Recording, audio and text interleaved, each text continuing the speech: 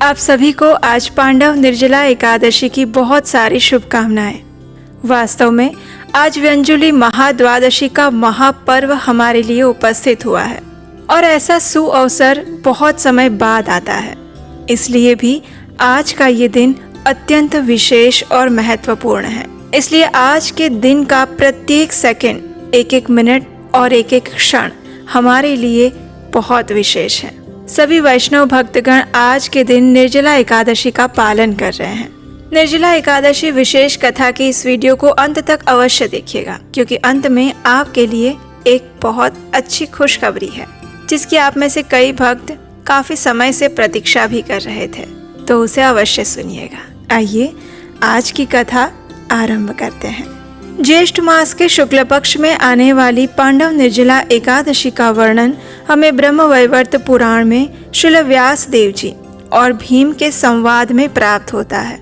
युधिष्ठिर महाराज के छोटे भाई भीमसेन ने एक दिन श्रील व्यास देव जी से पूछा। उन्होंने कहा, हे विद्वान एवं पूजनीय पितामह, कृपया मेरी विनती सुनिए। मेरे बड़े भाई युधिष्ठिर, माता कुंती, अर्जुन, नकुल, सहदेव और द्रौपदी भी एकादशी के दिन कुछ भी नहीं खाते हैं। वे हमेशा मुझे भी ये उपवास रखने के लिए प्रेरित करते हैं। मैं भी जानता हूँ कि एकादशी के दिन व्रत रखना शास्त्रों का विधान है, लेकिन मैं क्या करूँ पितामह। मैं उन्हें कहता हूँ कि मैं उपवास नहीं रख सकता। मैं दान दे सकता हूँ और उचित विधि विधान से भगवान केशव की उपासना कर सकता हूँ, लेकिन मैं उपवास कदापि नहीं रख सकता।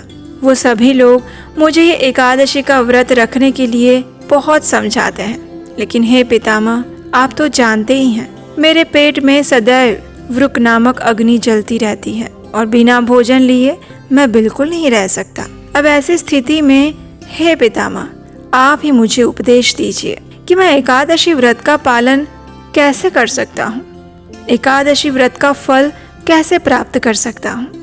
भीम की ऐसी समस्या सुनकर श्री व्यास देव जी ने उत्तर दिया। उन्होंने कहा, हे भीम, अगर तुम उच्च लोकों में जाना चाहते हो और नर्क लोकों में नहीं जाना चाहते, तो तुम्हें हर मास में आने वाले दोनों एकादशी व्रतों में भोजन नहीं लेना चाहिए। ये सुनकर भीम ने फिर से कहा, हे महर्षि, आप तो जानते ही हैं, मेरे लिए भगवान द्वारा निर्देशित 24 एकादशियों का व्रत रखना असंभव है। मैं तो एक क्षण के लिए भी भूखा नहीं रह सकता हूँ। मेरे उदर में सदैव वृक नामक भूख की अग्नि जलती रहती है और वो अत्यधिक भोजन खाने से ही बुझती है।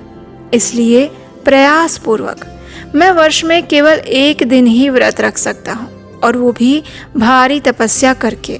इसलिए कृपया आप मुझे उपदेश दीजिए कि किस प्रकार और ऐसा कौन सा मैं व्रत करूं जिससे कि मुझे समस्त लाभ प्राप्त हो सके। भीम का ये प्रश्न सुनकर श्री व्यास देव जी मुस्कुराने लगे। उन्होंने कहा, हे पुत्र, मैं तुम्हारी समस्या समझ सकता हूँ। अब ध्यान से सुनो। ज्येष्ठ मास के शुक्ल पक्ष के दौरान आने वाली एकादशी का नाम निर्जला एकादशी है। इस एकादशी के दिन अन्न के साथ साथ जल भी ग्रहण न करते हुए संपूर्ण उपवास करना चाहिए।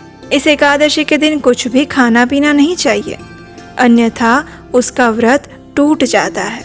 इस व्रत का पालन एकादशी के दिन सूर्योदय से द्वादशी के सूर्योदय तक करना चाहिए। अगर कोई कठोरता से बिना जल ग्रहण किए इस व्रत का पालन करता है, तो वो वर्ष की समस्त एकादशियों के पालन का फल प्राप्त कर लेता है।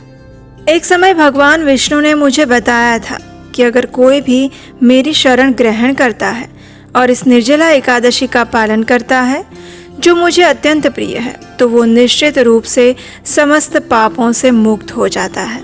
वास्तव में समस्त एकादशियों में भोजन वर्जित है, लेकिन निर्जला एकादशी में तो पानी भी वर्जित है। इस एकादशी के पालन से समस्त पवित्र तीर्थों की यात्रा के समान फल प्राप्त होता है।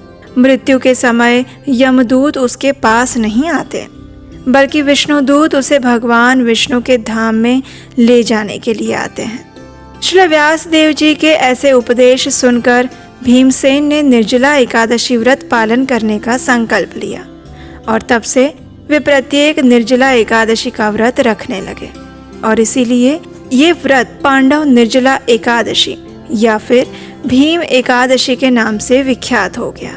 इस एकादशी का पालन करने से सुमेरु या मंदार पर्वत के समान पाप कर्मों के फल भी भस्म हो जाते हैं। भगवान श्री कृष्ण ने स्वयं ये घोषणा की थी कि पवित्र नदी में स्नान करना, दान देना, वैदिक मंत्रों का जप या यज्ञ करना इस निर्जला एकादशी के दिन अमोघ हो जाता है। श्रद्धा और प्रेम के साथ इस एकादशी का महात्म्य श्रवण करने या पाठ करने से वैकुंठ धाम की प्राप्ति होती है और इसीलिए आज की इस निर्जला एकादशी के दिन संपूर्ण दिन के दौरान अधिक से अधिक हरे कृष्ण महामंत्र यानी हरे कृष्ण कृष्ण कृष्ण हरे हरे, हरे राम राम राम हरे हरे, इस महामंत्र का अधिक से अधिक उच्चारण करना चाहिए। भक्तगण आज के दिन इस महामंत्र की कम से कम 16, 25, 32 या 64 माला का जप करने का संकल्प भी लेते हैं।